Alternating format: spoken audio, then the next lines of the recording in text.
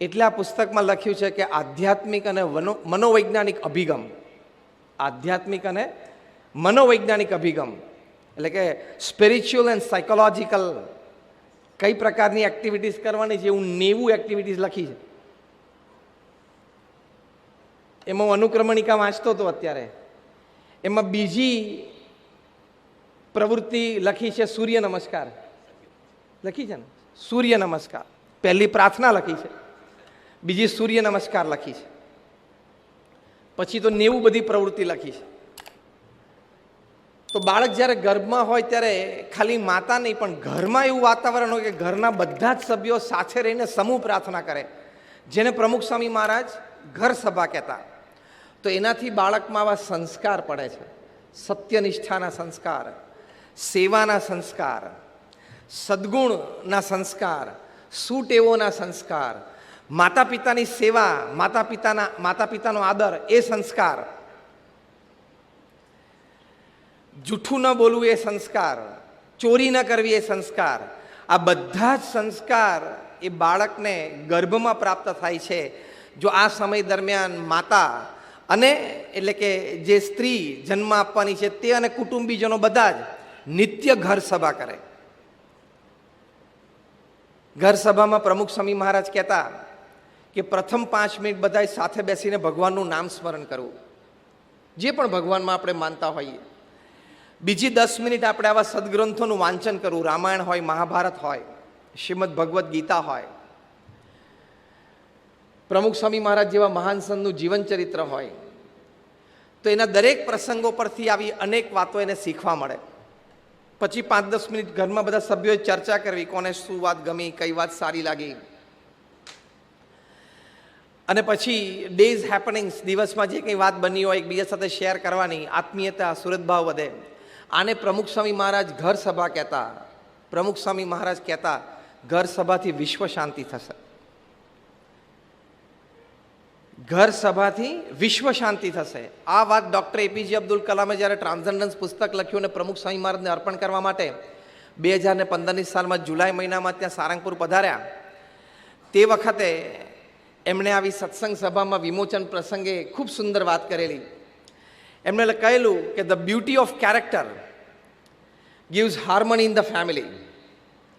Harmonized families, they come together to make strong societies. Strong societies, they come together to bring law and order in the nation. And law and order in the nations bring world peace. બહુ સુંદર ક્રમ એમને પોતાના અનુભવ પરથી વર્ણવેલો. કલામ સાહેબે કીધું, એનું ગુજરાતી ભાષાંતર કરું છું કે વ્યક્તિના ચારિત્રનું ઘડતર એ પરિવારમાં સંવાદિતતા લાવે છે. સંવાદિત પરિવારો ભેગા થાય એટલે સમાજ સક્ષમ બને છે. સક્ષમ સમાજો ભેગા થાય એટલે દેશમાં કાયદા કાનૂન પડે છે. અને કાયદા કાનૂન પાડતા દેશો ભેગા થાય એટલે વિશ્વ શાંતિ સ્થપાય. એટલે વિશ્વ શાંતિની શરૂઆત વ્યક્તિના ચારિત્રથી થાય છે. આપણે હજી એના કરતાં એક સ્ટેપ આગળ જઈએ છીએ, ગર્ભ સંસ્કારથી થાય છે. કારણ કે ગર્ભ સંસ્કાર પછી ચારિત્રની વાત શરૂ થાય છે. Even the foundation of character is ગર્ભ સંસ્કાર. કેરેક્ટર તો જ્યારે એ પૃથ્વી ઉપર જન્મ લે, સમજણો થાય, પછી જે પોતાની ચોઇસીસ હોય એની ઉપર એનું કેરેક્ટર નક્કી થાય છે.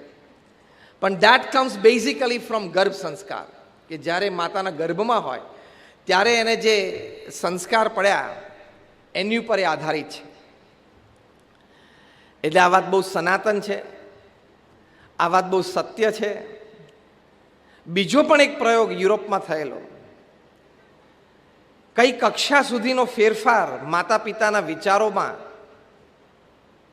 વર્તનમાં, વાંચનમાં થાય તો ગર્ભમાં રહેલા બાળક ઉપર એની અસર થાય છે. એનો એક પ્રયોગ થયો. પ્રયોગ એવો હતો કે આફ્રિકાના એક black negro couple, they were expecting a baby. પ્રયોગ ખાતર આ કપલને, બંને નિગ્રો, બંનેની 5-7 પેઢી તપાસી એટલે બધા બ્લેક નિગ્રોઝ હતા. એકદમ કાળી સ્કીન હોય અને પેલા વાંકડિયા વાળ હોય, ટિપિકલ આફ્રિકન નિગ્રો. કપલ બંને નિગ્રો હતા. એ લોકોની 5-5 પેઢીમાં બધા આફ્રિકન નિગ્રો હતા. અને એક કપલને લગ્ન થયા અને પછી થોડા સમય પછી દે વર એક્સપેક્ટિંગ અ બેબી.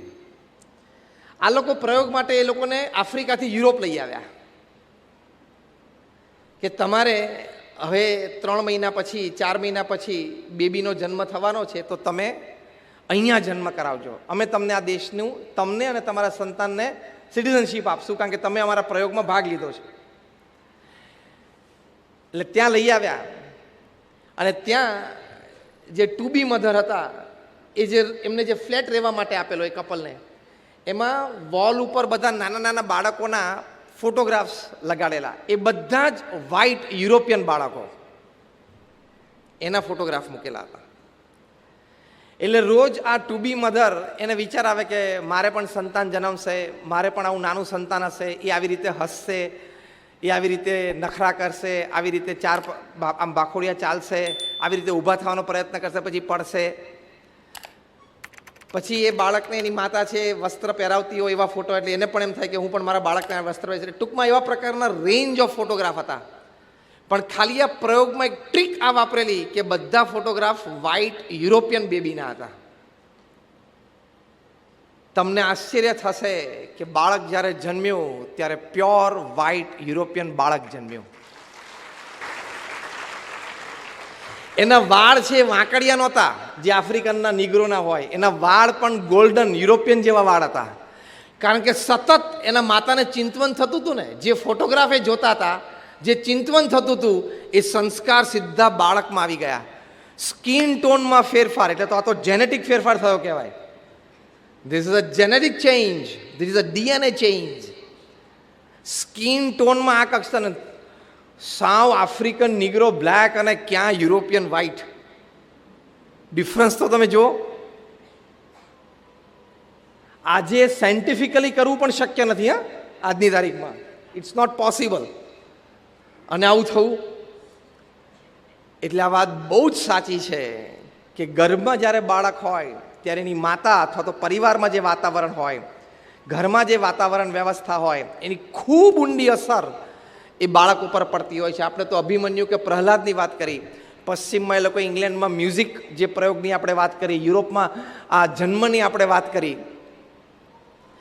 એટલે આ વાત 100% સાચી છે. આ વાતો મેં એટલા માટે કરી કે અહીંયા બેઠેલા કોઈ આ પુસ્તક વિશે, આમાં જે લખાયેલું છે એમાં એક અક્ષર માટે પણ કોઈ શંકા ના કરતા. This is scientific and absolutely psychological. અને 100 વાતની એક વાત, પરમ પૂજ્ય મહંત સ્વામી મહારાજ આ પુસ્તકને હાર પહેરાયો છે અને આશીર્વાદ લખી આપ્યા છે, એટલે એ આપણી મહાન ઋષિ પરંપરામાં છે. એમણે આ વાત સમજી છે અને આપણને આ વાત આપે છે. એટલે જ BAPS સંસ્થાના અમારા વડીલ સદગુરુ સંત પરમ પૂજ્ય ડૉક્ટર સ્વામી એ ઘણી વખત વાત કરે છે કે બાળક ગર્ભમાં હોય ને ત્યારથી એની પૂજા લઈ લેવાની. પરમ પૂજ્ય ડૉક્ટર સ્વામી વાત કરે છે, બાળક ગર્ભમાં હોય ને ત્યારથી એની પૂજા લઈ લેવાની. જે વ્યક્તિગત પૂજા BAPS સંપ્રદાયના તમામ આશ્રિત ભક્તો કરતા હોય, પછી માતા જ્યારે પોતાની પ્રાતઃ પૂજા કરવા માટે બેસે ત્યારે બાળકની, હજી તો એ બાળક જન્મ્યો નથી પણ એની પૂજા પણ બાજુમાં પાથરવાની. Do it physical, that is the psychological effect on the little baby. You have to first do it physical. તો બાજુમાં એ પૂજા પાથરવાની અને પછી પોતાની પૂજા કરે એમ એવી રીતે ત્યાં મૂર્તિઓ પણ પાથરવાની. આ બધું ડૉક્ટર સ્વામી વિઝ્યુલાઇઝ કરાવે છે. એ તો 1961માં મુંબઈમાં નાયરમાંથી MBBS થયેલા છે. એટલે અહીંયા, એટલે આજથી 61 વર્ષ પહેલાંની વાત છે. એટલે આપણે અહીંયા જેટલા બેઠા એમાંથી 90% જન્મ્યા નહોતા ને એ પહેલાં ડૉક્ટર સ્વામી ડૉક્ટર થઈ ગયેલા. 61 વર્ષ પહેલાં. એટલે આપણે બધા કોઈ જન્મ્યા નહોતા. તો એ આ વાત શીખવાડે, કારણ કે જાણે છે વૈજ્ઞાનિક ઢબે અને સાયકોલોજીકલ ઢબે કે આ વાત સાચી છે. એટલે પેરેલલ પૂજા પાથરવાની, પેરેલલ માળા કરવાની. તો જો આ વાત હકીકત છે. એટલે ગર્ભ સંસ્કારની વાત ખૂબ સાચી છે. પછી એ બાળક જન્મે અને બાળક જુદો થાય. તમે સત્સંગનું વાંચન રાખ્યું હોય જે મહંત સ્વામી મહારાજે કહ્યું, એટલે એનામાં બધા સંસ્કારો આવા બધા ધરબાઈ જાય.